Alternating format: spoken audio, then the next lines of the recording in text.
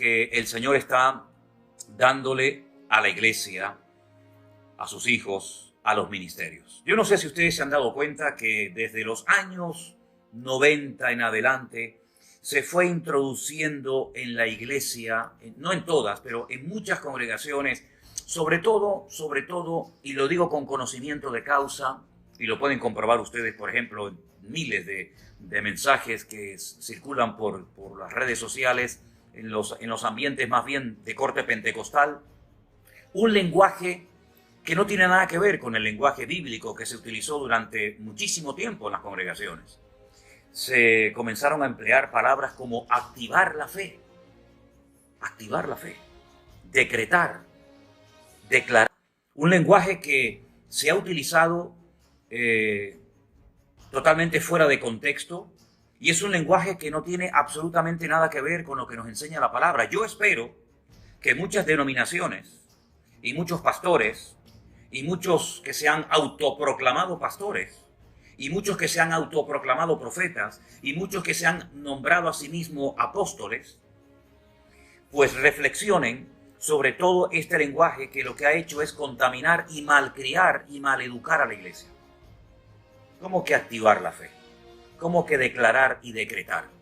Hay por ahí ministerios que creen que tienen todo el control de todas las fuerzas de la naturaleza y casi controlan hasta a Dios mismo, decretando y declarando, creyéndose más fuertes y más sabios y más poderosos que Dios, creyendo que pueden tener el control sobre la lluvia, sobre las tormentas, sobre los huracanes y ahora también sobre el famoso coronavirus. Mucho humo se ha predicado en las iglesias últimamente. Mucho ruido y pocas nueces. Decimos en Canarias, los de aquí, los de Canarias. Mucho ruido y pocas nueces. ¿Cuántas barbaridades se han predicado? ¿Cuántas iglesias han convertido en auténticos circos? Donde la gente va a revolcarse, a reír como locos, a revolcarse por el suelo haciendo todo tipo de movimientos, imitando incluso hasta sonidos de animal. Y a eso lo han llamado avivamiento. A eso lo han llamado el gran mover de Dios. Permítame decirles que hace años atrás me invitaron una vez a predicar a una iglesia y estaba cantando una canción antes de comenzar a predicar. Comenzaron a pasar gente adelante revolcándose en el suelo, haciendo todo tipo de alaridos y manifestaciones extrañas. Y yo me quedé mirando al pastor como diciéndole, ¿esto qué es? Yo pensaba que él iba a intervenir y decir, relájense, tranquilícense, esto es un desorden, esto no tiene nada que ver con el poder del Espíritu Santo. Esto no es una manifestación de Dios, nada más lejos de la realidad. Pero sin embargo me hacía señales como diciendo que siguiera cantando. Y al final cuando le pregunté me dice, no, hoy se movió mucho el Espíritu Santo, hoy se movió mucho el poder de Dios en la iglesia. Qué tristeza tan grande que hay incluso pastores que confunden el emocionalismo, la histeria colectiva con el mover de Dios. Tan bajo ha llegado la iglesia, tan bajo y pésimo es el nivel espiritual de muchos líderes, de personas que hoy en día se llaman cristianos, pastores, apóstoles, profetas, que confunden el emocionalismo, la histeria con el poder de Dios. Tremendo, tremendo. El positivismo, no hay que hablar negativamente, no hay que decir que me duele la cabeza, no hay que decir que estoy pasando una prueba, no hay que decir nada malo, porque, por favor, yo creo que al mismísimo apóstol Pablo le cerrarían las puertas en muchas de esas congregaciones. Porque Pablo, cuando no era azotado, era encarcelado. Cuando no estaba como náufrago flotando en alta mar, estaba recibiendo todo tipo de insultos y de vejaciones y de menosprecio. Cuando no era perseguido, era torturado. Yo creo que a muchas congregaciones y ministerios le cerrarían las iglesias al mismísimo apóstol Pablo, un grandísimo hombre de Dios, que él pone una lista en una de sus epístolas a los Corintios de todos los sufrimientos, de todos los padecimientos que ha tenido que experimentar por la causa de Cristo, por la causa del Evangelio. Parece como que es una vergüenza tener algún tipo de persecución o de problema por la causa del Evangelio. Más bien todo lo contrario, es un honor sufrir por la causa. Déjenme que les diga algo. Y y ustedes saben que yo soy muy claro y muy directo.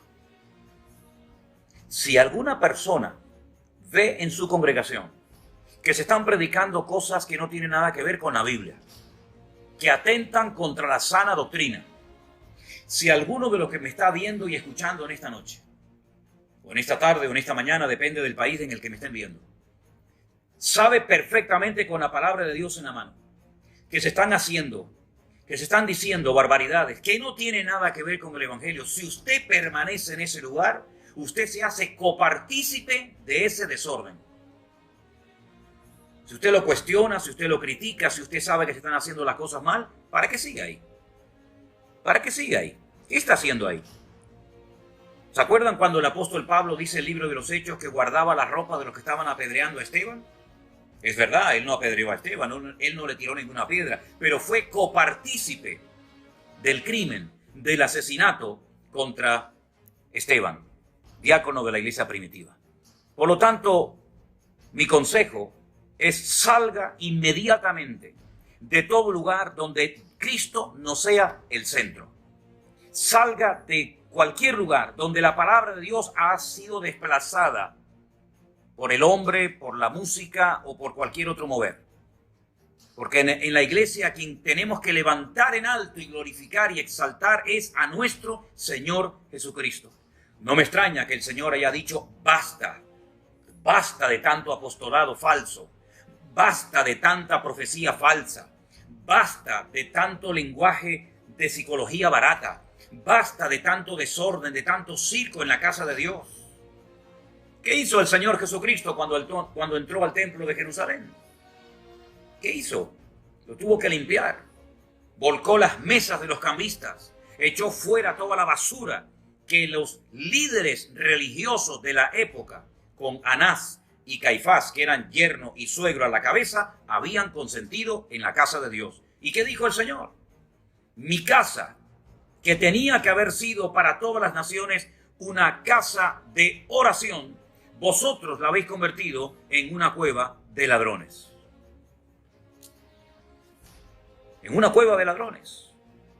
Y todo eso lo consentió el liderazgo de la época. Que Dios nos libre de hacer de nuestras congregaciones cuevas de ladrones. Y permítame que les diga algo, Los responsables delante de Dios de las congregaciones no son las ovejas, son los pastores.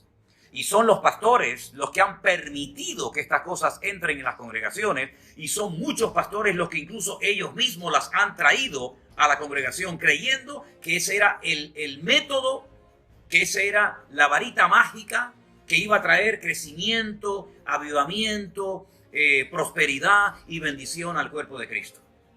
Y muchas personas han viajado a otros países para ponerse bajo la cobertura espiritual de un loco, de una persona que no predica el evangelio, sino que se predica y se promociona a sí mismo, y la gente se pone bajo la cobertura de falsos apóstoles. En la época de la iglesia primitiva, en el primer siglo, hubo falsos apóstoles. Y si no, lean ustedes la Biblia. Falsos profetas, falsos apóstoles, falsos maestros, incluso falsos hermanos, dice la Biblia. Y la iglesia de Éfeso durante un tiempo dice que probaron a los que se llamaban, a los que se habían autoproclamado apóstoles, y los habían hallado mentirosos. ¿Por qué hoy en día las iglesias permiten que cualquier persona se autodenomine apóstol? Es que un apóstol es una persona que ha abierto una iglesia y la pastorea, y luego levanta otra y la pastorea. Ya automáticamente a ese apóstol no le llega con el título de pastor, si es que algún día lo tuvieron. No, ya pastor ya es una cosa que es una estrella. Ahora tengo que tener 2 y mañana tendré que tener 3. Cuando la Biblia dice categóricamente que después de haber hecho todo lo que teníamos que haber hecho, nos debemos de considerar siervos inútiles, porque no hay ningún mérito en predicar el evangelio. Es nuestro deber predicar el evangelio. Ay de mí si no lo predico, dice la Biblia. Así que el Señor nos dé mucha luz y mucha sabiduría en este tiempo. Ovejas, espabilen, por favor. Ovejas, despiértense. El pueblo de Dios ha estado atontado durante mucho tiempo, y por eso Dios ha dicho: basta, basta, reflexionen, vuelvan a la palabra, escudriñen las escrituras, no digan a todo amén, no se traguen todo. analicen como los judíos de Berea, que dice que eran más nobles que los de Tesalónica porque examinaban a la luz de las Escrituras si las cosas que el apóstol Pablo predicaba en la sinagoga eran así o no eran así. Pero hoy en día, como ya la gente ni usa la Biblia, y es triste, antes nos conocían como el pueblo del libro. Yo veo muchísima gente que ya viene a la iglesia sin la Biblia. Espero que tengan otra en casa, que no la hayan dejado en la iglesia y no sepan ni dónde la han metido. Pero hay que comenzar a leer más la Biblia. Dice en la Biblia que hay que examinarlo todo y retener lo bueno. No dice eso la Biblia, hermanos. No estoy diciendo nada nuevo. Examinarlo todo y retener lo bueno. ¿Examinar qué? Los tomates cuando vamos a comprarlos al supermercado. Examinar las ruedas del coche a ver si están en perfectas condiciones. ¿Examinar qué? Examinar la palabra, las predicaciones, las supuestas profecías que se dicen desde el púlpito y todo el mundo dice amén. Cuando dice la Biblia que los profetas tienen que ser juzgados por la iglesia, en el buen sentido de la palabra, digo juzgados. Es decir, filtrada cada palabra por la Escritura, por la palabra de Dios para ver si estas cosas son así o no son así.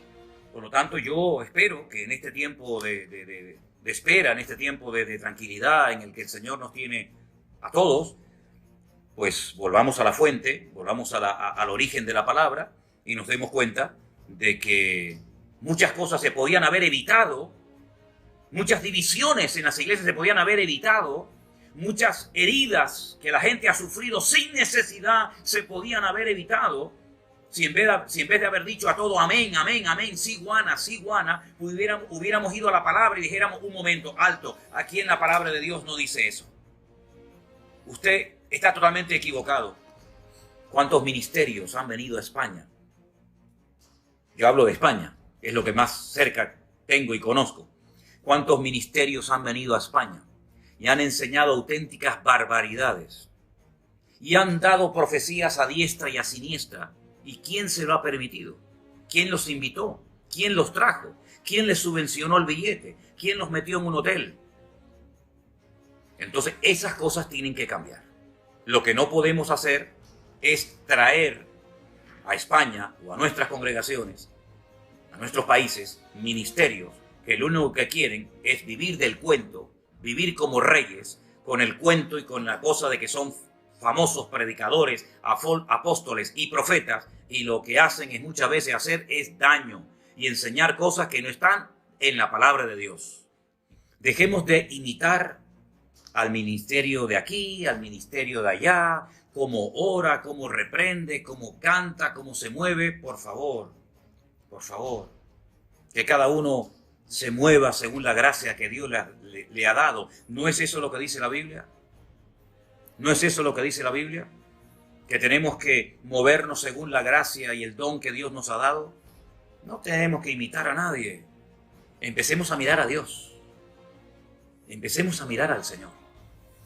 Dejemos de imitar lo que hacen los demás. A donde tenemos que ir todos es a meternos en Dios. Más comunión con Él. Más conocimiento de su palabra, más santidad, más orden, más obediencia, más fidelidad a Dios. A eso es lo que tenemos que seguir, a eso es lo que tenemos que obedecer, queridos hermanos. Una vez oí un refrán a alguien que dijo, Satanás se mueve en el terreno de la ignorancia. Y es verdad, Satanás se mueve en el terreno de la ignorancia. Cuanto más ignorante sea un pueblo acerca de la palabra de Dios, más fácilmente le resultará ser engañado o manipulado por la persona que está al frente predicando supuestamente la palabra. Pues Dios ha dicho, pueblo mío, basta. Métete un tiempo en tus aposentos, reflexiona y medita y vuelve a las sendas antiguas, porque algo tiene que cambiar radicalmente una vez que volvamos otra vez a congregarnos en nuestras iglesias.